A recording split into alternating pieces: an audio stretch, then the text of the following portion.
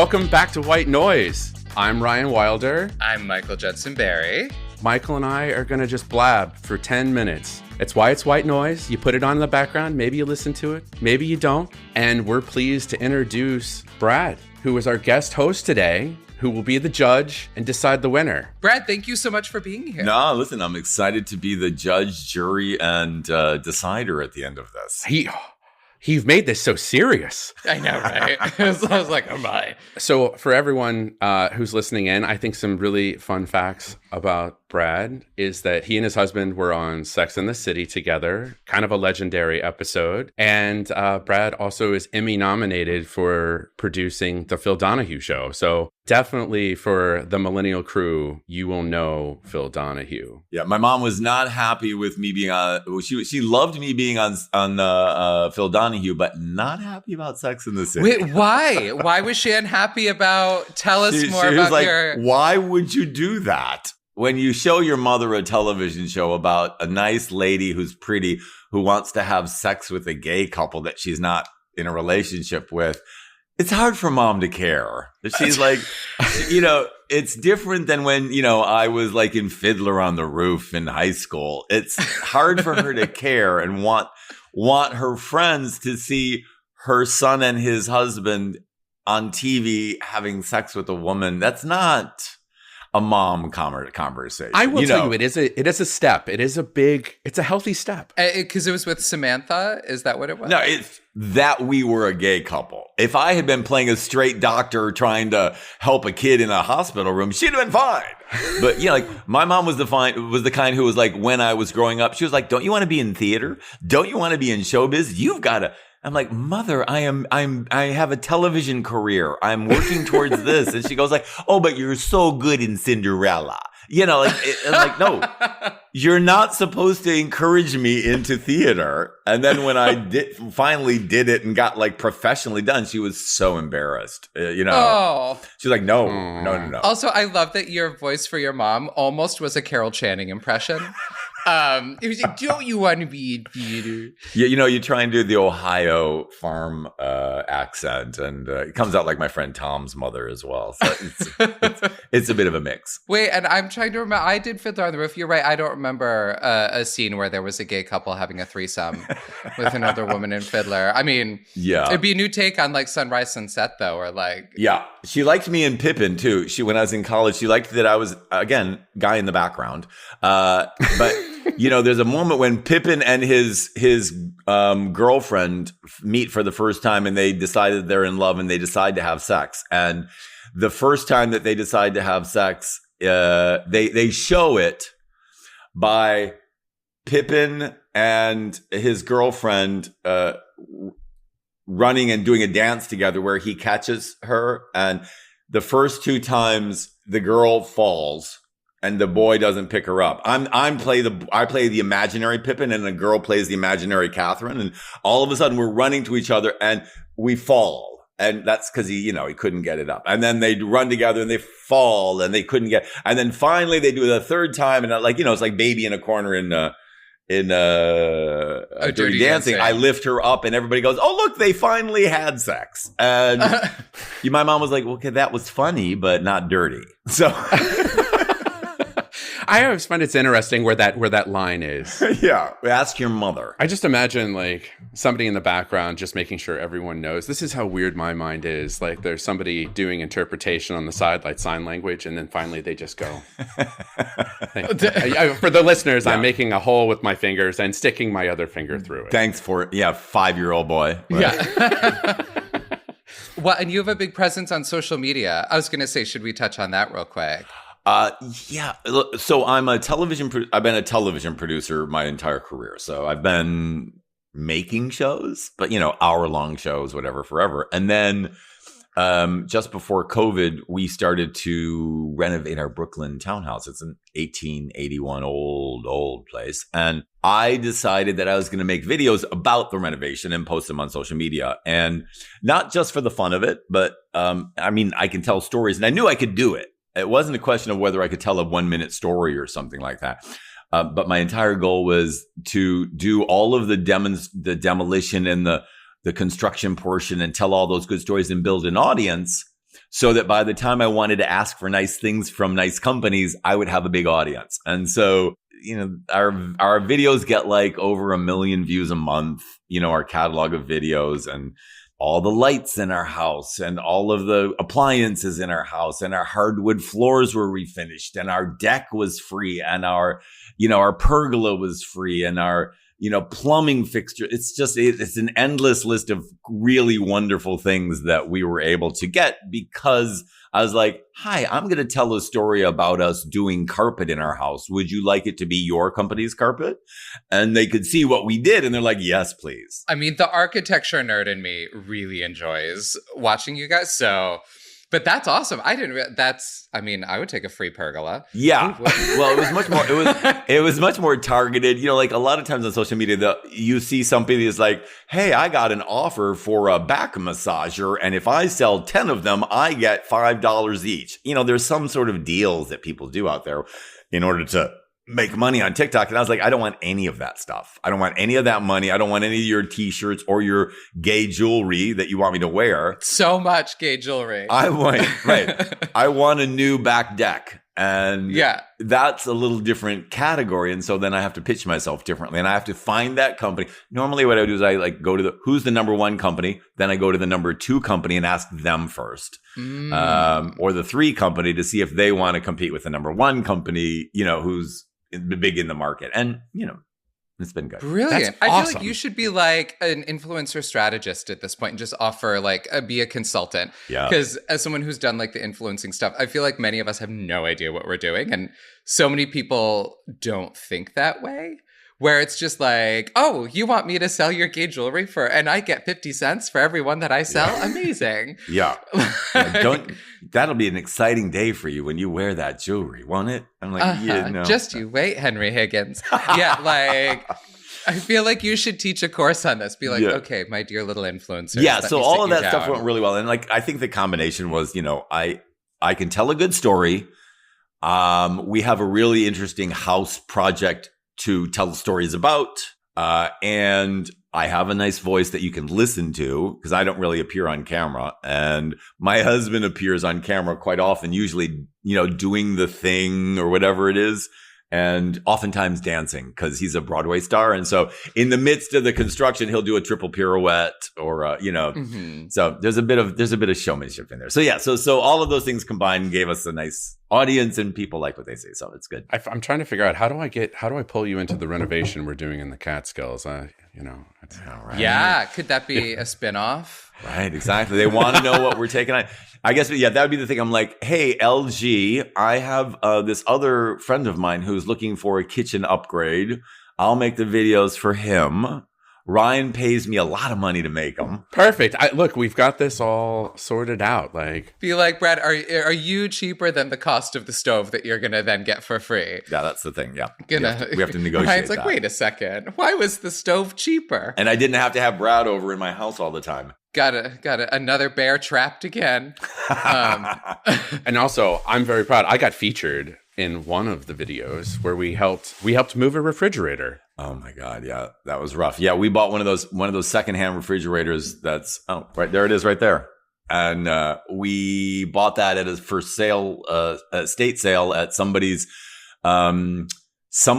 shop in Manalapan or something. That was like the floor model. And then they finally wanted to change out the floor model. So they were getting rid of like a fantastic expensive fridge. And we're like, oh, we'll take that. But we had to move it ourselves. And we were able to get it up in the truck because the truck itself was on a loading dock. And so we could get it up there. But when we got it to our backyard, we had to call the guys on the way and go, hey, we need help getting it from here just down to here.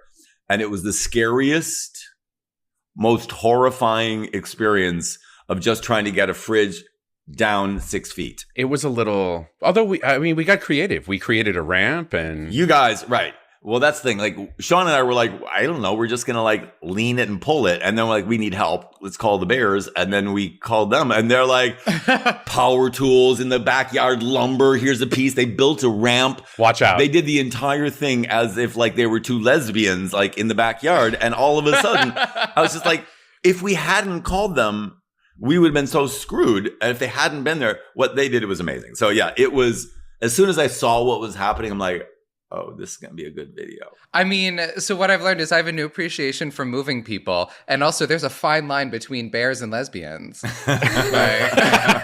Or maybe just Ryan and James and lesbians, but yeah. Yeah, they went into what we called professional bear mode, PBM. Well, Brad, are you ready to judge us? I'm feeling very judgy. Who's going first? Michael, you're going to go first, please. Mammaries for 10 minutes. Okay. And begin. Oh gosh. Okay. So the way Brad runs a tight it's just ship. sort of like, yeah, Mr. Producer over here. Yeah, oh, damn. God, how did Phil Donahue do it for so many years? Phil. I mean, obviously the first thing that sprung to mind when I just hear the word Mammaries is just Barbra Streisand going like, instead of Mammaries, like the corner of my mind, even though it's memories. But anyway, that's my first little digression. So obviously it's just sort of like boobs. So I just went the other day on like a Google search when I just put in boobs to see what would come up because I have the maturity apparently of a 12-year-old. Did you use the word boobs? I did. I literally just did boobs. So a lot of fun things came up though. Well, the first one that's not so fun is that there actually is a fear of breasts called mastophobia, which is a legitimate fear of breasts, which actually has not been researched very much, which seems to me to be very sad. And it actually affects women a lot more than men, apparently. And there are women who are like afraid of their own breasts. And it's a real health risk because they won't get mammograms because they're afraid to touch them or show them to anybody. I know somebody that had this issue and had, like, unfortunately, a very petite woman, but had like the largest breasts I've ever seen in my life, and was so embarrassed by them that she did not pursue any sort of personal care around them, and unfortunately died of breast cancer for that reason. Yeah. Really? Yeah. So I mean, like, that's a thing. Wow. And she of all people ended up having breast cancer. Yeah. So. Oh God, that's awful. Well, Ryan, I really hope that you can bring some gravitas to the first part of your argument. We can climb back out of this with some titty jokes or something, but this is a tough way to start. I know. I'm so sorry. No. Go right ahead. Actually, I'm sorry. I decided to lean in on it. I was like, oh yeah, death. I mean, I was just me. Anyway, well, let's brighten it up a little bit. So the other thing that came up was there's a lot of websites that have like fun facts about boobs that you probably don't know. So we're gonna move into that territory now. I figured I'd just start with the slightly heavier fact. Is this a boob job? Are you going into? Is this a boob job? Is that what just happened? About no. This episode is a boob job. This episode is a boob job. So 10 facts I did not know about nipples. So 1, men have, everyone starts out as female, which I didn't know. So we have nipples, men have nipples because we began life as females when we were embryos, which I didn't realize that all embryos, you don't switch, the male genes don't kick in until week 6 or 7. And testosterone is produced at week 9 when we're growing. So the nipples are already formed and they're not going anywhere, as this fun website said. So like, I thought that was interesting that we all begin as women. So really, as a society, we should be nicer to women because we all were them at some point. We didn't actually become men until week 6 or 7, which I had no idea. Amazing. You know, RuPaul says that nipples are the eyes of the soul. So yeah, there is that. See, so yeah, I was like, oh, whoa. And so then having a third nipple is much more common than you think. About 5% of the world. My husband has a third nipple. Really? Where? Right there. Right, on his chest. Yeah. Sometimes if you reach your arm around it, no, it's like a little bit off. And so sometimes if you got your arm around and you just like start fiddling with his nipple, he's like, hey. Does it actually look like another nipple? Is it sensitive? Because they come in all shapes and sizes. Yeah, it doesn't look identical. It looks like a big mole, but it's nipply. Interesting. A nipply mole. Yeah. But he's in good company in the Triple Nipple Club. Please do that. Triple Nipple Club. Mark, Harry Styles, Tilda Swinton, and Lily Allen are all members of the Triple Nipple Club. Oh, there we go. Yeah, he's with Tilda Swinton. And if I could have any association with Tilda Swinton, I personally would be thrilled. Quite a Venn diagram here we were building. Yeah. They're practically related. Yeah. There are 4 types of nipples, all of which are completely normal. There's the most common type, which is the protruding, which sticks out and says, like, hello. They're flat nipples, which are pretty self-explanatory. Puffy nipples, which I didn't know was the technical name, where the areola is raised above the breast. And inverted nipples, those ones that look like little dimples, the little pushed-in ones, which my cousin had. And I remember as a kid, he got teased for them. Pregnancy makes nipples darker, which I think I'd heard that like women, when you get pregnant, because of your melanin levels, your nipples can change color. Breast milk sprays out of as many as 20 openings in a nipple. Oh. And when they say spray, they say this in the article, they're like, we mean spray. As they put it, the flow can experience gravity-defying sprays when breasts are particularly full. The largest breast size on record was a 48V. With this woman, she's the Guinness, it's Annie Hawkins Turner. She's the Guinness record for the largest bust. You can Google her. She likes to put them on display. Just don't Google her at work like I did. She's talked about having them reduced, and she said, I don't mess with nature. As my breast grew. You deliberately wrote her name and said at work? But I did. Well, no, I was at work when I was researching this stuff, and I was like, oh, I know, I want to Google her now. And I was like, oh, oops. And my office is very small, and my boss sits right behind me. Yeah. And I was like, oh, this is not a Google that we do. So the over 4 million bras are produced every day. And bra-like garments have been around since the 7th century, which makes sense because boobs have been around since the 7th century. Sagging boobs are a fact of life, as they say, as we all know. But smoking makes it worse. Statistically, the left boobs, smoking causes them to, it breaks down the elastin that causes them to sag even more so, in case you needed more reasons to not smoke. Statistically, the left boob is bigger for men and women. So that whole, like, the one size is bigger. And they think that's an evolutionary thing, because when women are breastfeeding, more women are right-handed. So you hold it you hold the baby with your left hand while you're breastfeeding, so you can do things with your right. So as we've evolved, the left breast has just come to be bigger, so that your dominant hand is free more of the time, which I was like, oh. How does this correlate to our testicle hanging, one testicle hanging lower than the other? So that our one hand is free to... because you just walk around cradling them with your left hand, so you can do things with your right. It's the same. It's as important as breastfeeding. Seems honestly, like the supporting two one's right. balls. Yeah. Okay. I'd say they go hand in hand. Yeah. And then the last fun fact on this list was that breast cancer randomly, I don't know how this made it on the list from this magazine, but breast cancer is more common in Malta than other places, but 80% of people there survive it. Random fact on that. Malta, like the island of Malta? Yeah. And I was like, wow, how is that a fun fact? Teen Vogue also had a list that was basically all the same ones. The difference that Teen Vogue included was that men can breastfeed, which I didn't know. Oh, with the little, that's my 10 minutes. With the little bonus? And I end with the fact that men actually can breastfeed. Wow. If we really put our minds to it. It's not normal, but we can physically do it. I am going to explore that topic. Oh, great. Well, then that's the perfect segue. You're welcome. Thank you. Those good ones. Good. I like that. Okay, Ryan, I think you have quite a challenge to climb here ahead of you. 2 mountains to get to the top of. To summit and descend. Yes. Yeah. And go. So to start with, mammaries aren't just boobs. Mammaries are really the glands that produce milk, and thus we associate mammaries with boobs. And to your point, I got this starts biologically similar, and it's really testosterone that starts to develop that inhibits the growth or, produces boobs. And then my kind of offshoot on this was really focusing on boobs on men, and how, because I think, when we think boobs, we think ladies, but I was like, let's explore the side of it about men. So gynecomastia, that I'm literally, you beat me to it. That's the word I was going to say. Apparently it's a hormonal condition. And one of the conditions is called Klinefelter.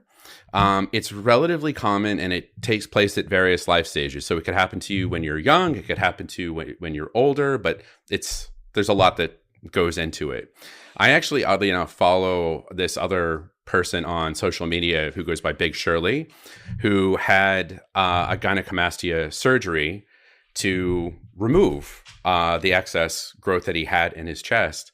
It's an interesting kind of stigma, and I think it's an interesting stigma in the like LGBTQ plus or gay culture. The guy really handled it with a lot of grace, because there were a lot of people like, "Oh, you're trans because of the scars, right?" And this guy's like, "It doesn't matter. I had a surgery that I wanted to have done to make myself feel better. Like, why do we have to keep playing in this space?" So he handled it with a lot of care, and I actually think brought a lot of like positive attention to the outcome. Just my opinion. But then I went into the whole like male lactation and what is behind male lactation, right? Quite literally, what's behind male lactation? What's in there? What is going on in a male's boob that produces milk? So part of the male lactation thing from time and history links back to a Greek god called Dionysus. Thank you. And apparently would feed those in times of need. And this is kind of where the male breastfeeding thing kind of originated from. It's driven by hormonal stimulation and specifically a hormone called prolactin. That prolactin stimulation or prolactin creation is usually and almost always related to an underlying health issue. So as a male, if you're lactating, it's because something's up. Yeah, you probably need to get that looked into. So the kind of key drivers for it are like you can have a pituitary gland disorder. You might have a tumor that's behind it. Apparently psychotropic drugs have a really big influence on male lactation. And the other thing, which I didn't know, is extreme physical stress, like starvation. Because when you starve your body, like your hormones go nuts, and it can actually result thus in your body lactating, or a male body kind of lactating. So yeah, that's really what's kind of behind, at the end of the day, male lactation. Because I think like I remember this being like a topic in like high school, because you're a stupid high schooler and like, yeah, men can lactate and feed babies. Yeah, not really. That's it's a little bit of a stretch to get there, but so you could give him hormones and then make it start working like other parts of their body. You can't do that. Or I bet you could. And I wonder, like, is the milk that we produce, would it be nutritious? Like, is it just sort of like skim milky water? Is it yeah? Is it like is it on par with like because I'm wondering like if you had a baby and it's like, can you imagine if you're like with in a straight couple and you're like, let me give my wife a break, I'll take some hormones so I lactate and we both can breastfeed, but would it be as beneficial? I don't know. Would you choose to lactate? Like a lot of women say the breastfeeding experience is like a really bonding, beautiful experience with their baby. So from there, the only thing I could kind of hop into, I was trying to find like a personal story or experience around mammaries, around boobs. And the only thing I can think of is this I guess the time before I was out was just generically awkward. Like before I had finally landed on the fact that I was a true homosexual. I had a lot of, I guess, weird experiences trying not to be. This is back when I worked for one of the J&J companies, and we had a work party where we got on one of those boats that goes around Manhattan, and you drink. Actually, we rented a party bus and we drank on the party bus, and then we went to dinner and drank at dinner. I spilled a drink all over the table, and I had a really good relationship with the administrative assistants that were a part of our team, and one in particular, this lady's name was Kim. And it's like late at the bar at this point, somewhere like in it's where all the bridge and tunnel bars, or at least when they used to refer to the group of bridge and tunnel bars, like Turtle Bay. Do you guys remember Turtle Bay by chance? Mm-hmm, sure. Mm-hmm. Yep.